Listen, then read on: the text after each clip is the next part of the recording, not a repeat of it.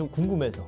대학원을 가야. 아, 근데 이거 상당히 공감되시는 분들 많을 것 같아요. 네. 왜냐면 내가 지금 3학년인데 아니면 내가 2학년인데 지금 이것도 힘들어 죽겠는데 내가 또 대학원 가서 여러분들께 얻은 정보로 봤을 때 좀 이제 직종을 제가 추천을 좀 드리도록 하겠습니다. 우리 예보님한테 좀 추천드리고 싶은 직종은 일단 뭐 교육이나 어떤 이제 보람을 얻기를 좀 좋아하신다고 하니까 일단 첫 번째로 그 업종이 이제 환경기술 영업이라는 업종이 있거든요. 네. 그 업종이 뭐냐면 이제 간단하게 말씀을 드리면 우리 업체에서 개발한 환경 기술이 있는데 이 기술을 갖다가 바이어들한테 이제 소개를 해주는 거예요. 그래서 그걸 갖다 이제 영업을 하는.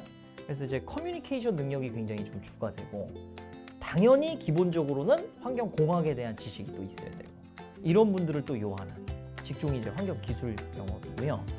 그 다음에 또 하나 좀 추천드리고 싶은 거는 환경교육 쪽이 있어요.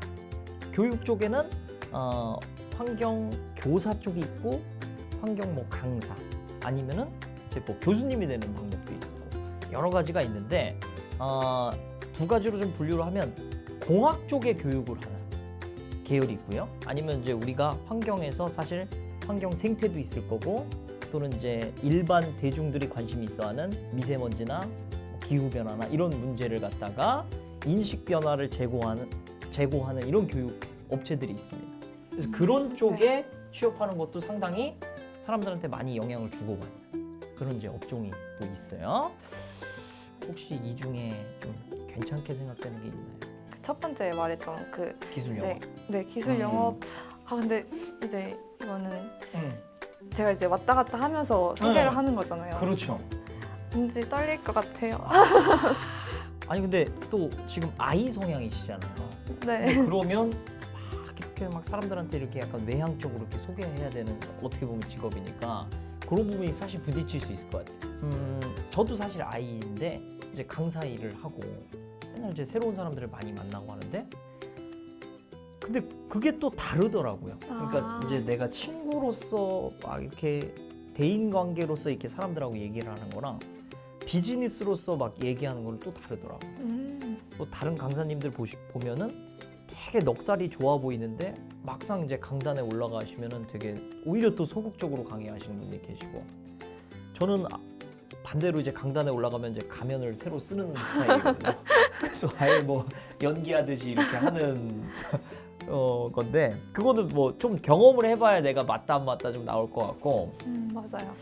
얘기를 해보다 보니까 한 가지 더 떠오르는 분야가 있네요. 어떤가요? 그 약간 그 중간점인데 탄소 관련해서 기후 변화 관련해서 온실가스 컨설팅 업체들이 있어요. 이거는 이제 어쩐 대중들한테 이렇게 강연하는 건 아니지만은 기업체의 온실가스가 이제 나오잖아요. 네. 특히나 이제 큰 기업체들은 법적으로 얼마만큼의 온실가스가 나오는지를 국가에 보고를 해야 돼요. 그리고 이거를 감축하겠다라는 보고서를 제출을 해야 되는데 할 수 있는 기술이 없잖아요. 네. 그래서 그걸 갖다가 도와주는 거죠. 그래서 이제 그분들하고 이제 얘기를 하면서 그 업체의 온실가스를 전체적으로 산정을 하고 또 그거 관련해 가지고 여러 가지 이제 미팅도 하고 조율도 하고 뭐 이런 직종도 있다. 괜찮은데요. 그것도 괜찮네요. 네.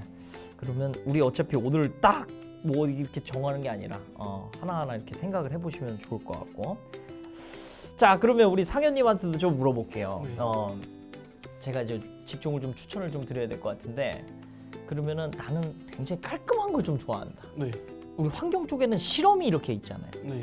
실험을 해서 결과값이 딱 떨어지거나 보고서를 내가 깔끔하게 이렇게 딱 작성하거나 그런 건 좀 괜찮나요? 네. 그런 게 괜찮아요? 보고서 쓰는 거 좋아요. 좋아해요? 네. 오, 그러면은 너무 잘 맞는 직종들이 사실 막 떠오르는데 보고서 하면 일단 무조건 보고서로 일이 끝나는 게 환경 영향 평가가 있습니다. 환경 영향 평가라는 직종은 어떤 한 부지의 건물을 갖다 건설을 할 때 네. 모든 환경에 대한 영향을 갖다가 예측을 하는 거예요, 미리. 그리고 그거에 대한 대안을 갖다가 미리 일단은 마련을 하는. 네. 그래서 그걸 갖다가 도와주는 거죠. 만드는 과정에서 당연히 이제 공학적인 지식이 또 필요하고 계산도 해야 되고 이렇게.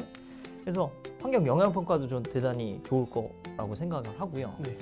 그 다음에 또 깔끔한 거 좋아하시면은 아무래도 연구 계열 중에 국가기관 연구 계열이 있어요. 그래서 뭐 국립환경과학원이라든지 KTR이라든지 아니면은 연구지 공무원이 있습니다. 혹시 출장 가는 거 좋아하나요?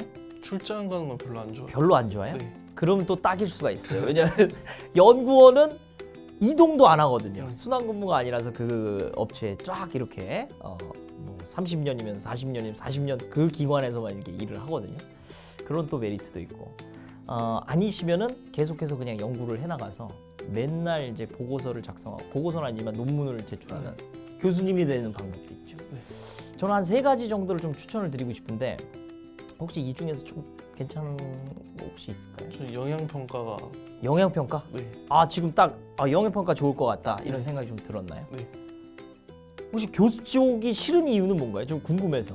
대학원을 가야 근데 이거 상당히 공감되시는 분들 많을 것 같아요. 네. 뭐냐면 내가 지금 3학년인데 아니면 내가 2학년인데 지금 이것도 힘들어 죽겠는데 내가 또 대학원 가서 석사를 해? 박사를 해?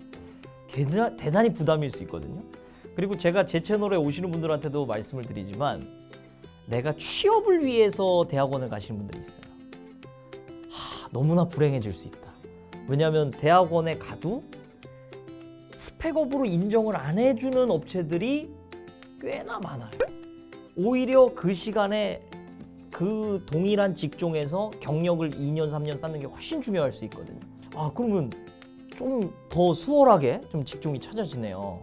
영양평가 쪽으로 또 준비를 하시면 될 것 같고 그러면 자 우리 각자가 이제 원하는 좀 진로하고 내가 좀 일치하는지를 확인을 해야 되는데 사실은 이게 확인이 되려면 실제로 일해보는 방법밖에 없어요. 그죠?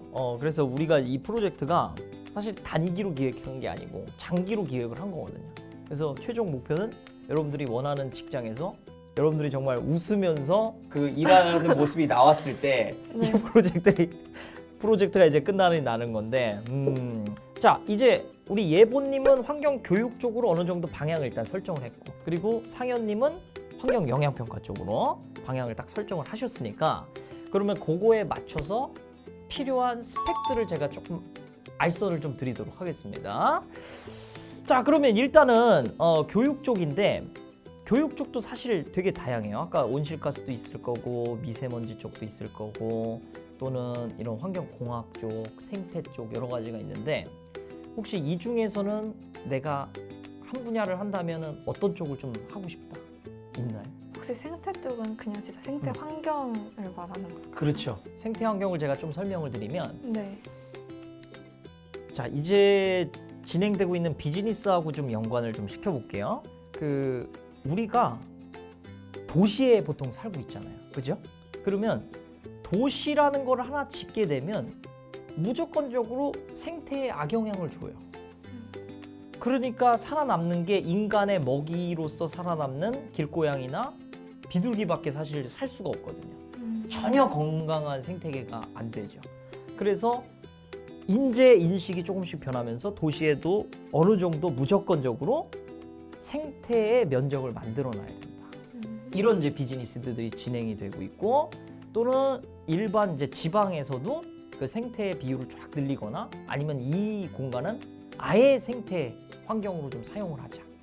라는 쪽으로 이제 그런 이제 비즈니스가 생기는 거죠. 그래서 도시 계획을 할 때 그걸 이제 생태 쪽으로 도움을 줄 수도 있고 아니면 어떤 생태 공간을 만들 때 거기에 상당히 공학적인 기술들이 많이 필요해져요. 아니면 네. 아예 오염된 공간에서 뭐 훼손된 공간에서 다시 얘네들이 잘 살 수 있게끔 식물을 식재하거나 토양을 좀 정화해서 만들어 놓거나 이런 일렬의 일들이 생태라고 생각을 하시면 돼요. 그러면 아까 전 생태랑 생태, 환경공학을 통해 가지고 교육하는 방법이 있고 또는 미세먼지나 기후변화나 이쪽은 사실 기업체의 어떤 교육을 할 수도 있고 아니면 대중을 상대로 환경에 대한 인식을 개선하는 이런 쪽에 이제 교육이 또 될 수가 있겠죠. 뭔가 아직까지는 제가 환경공학 이쪽에 이렇게 완전 직접적으로 연관된 교육을 제가 잘 할 수 있을지는 잘 모르겠어요. 그래서 조금 더 그 기업체랑 이렇게 묶여서 하는 게 좀 더 좋아 보여요. 그렇군요. 예보님은 다른 쪽에 전공을 하다가 지금 3학년 때부터 지금 편입을 하실 거잖아요. 네. 그죠? 그래서 이제 어떤 환경에 대한 비전을 안고 들어왔는데 좀 걸림돌이 되는 거는 상당히 이제 과학적 지식과 수학적 지식을 또 요한다. 맞아요. 그죠? 네. 네. 계산이 계산이 많아서 힘들더라고요. 엄청나게 많죠, 그죠? 그래가지고 그거를 보면서 내가 계산을 30년 내내 할 수 있을까 네. 이런 고민이 또 드시는 거잖아요, 그죠? 좋습니다. 그러면 계산 안 할 수 있는 방법이 있어요. 인식 개선으로 가면 사실 계산을 거의 안 하죠. 또는 아까 온실가스 컨설팅 계열로 가면은 계산의 양이 상당히 줄어들긴 합니다. 근데 이거는 네. 아직 지금 편입을 해서 내가 1학기를 다녀본 거기 때문에 언제든지 또 달라질 수 있어요. 내가 2학기 공부해보고 또 4학년 됐는데 이 정도 계산이면은 할만하던데? 뭐 이렇게 생각할 수도 있어요. 그러면 또 나중에 바꾸면 되는 거니까. 그럼 열어놓고 한번 생각을 해보죠. 그런 쪽으로. 네. 자, 그러면은 관련해서 이제 스펙을 제가 좀 추천을 드린다면은,